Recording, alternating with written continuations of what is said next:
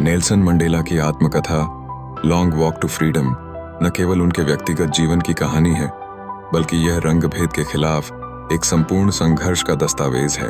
उनका यह सफर उन कठिनाइयों और चुनौतियों का गवाह है जो उन्होंने स्वतंत्रता के सत्य को पाने के लिए झेले। 10 मई 1994 को राष्ट्रपति पद की शपथ लेते हुए मंडेला ने अपने देशवासियों के लिए एक नई आशा का संचार किया।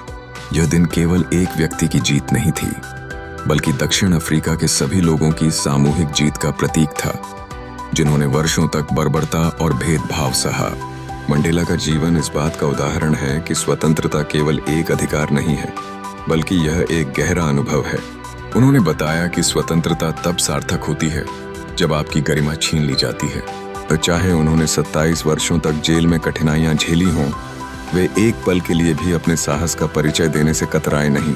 उनका मानना था कि स्वतंत्रता अविभाज्य है। यह तभी संभव है जब सभी लोग अपने अधिकारों का अनुभव करें। साहस और डर की बात करते हुए मंडेला ने यह स्पष्ट किया कि साहस डर का अभाव नहीं है, बल्कि उस पर विजय पाना है। उन्होंने जेल, यातनाएं और मृत्यु के भय को स्वीकार किया और इसके बावजूद संघर्ष जारी रखा। यह उनकी मानसिक दृढ़ता का परिचायक है कि उन्होंने न केवल अपने लिए बल्कि अपने पूरे देश के लिए एक संवाद कायम किया।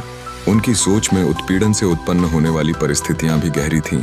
मंडेला ने कहा, उत्पीड़क और उत्पीड़ित दोनों अपनी मानवता खो देते हैं।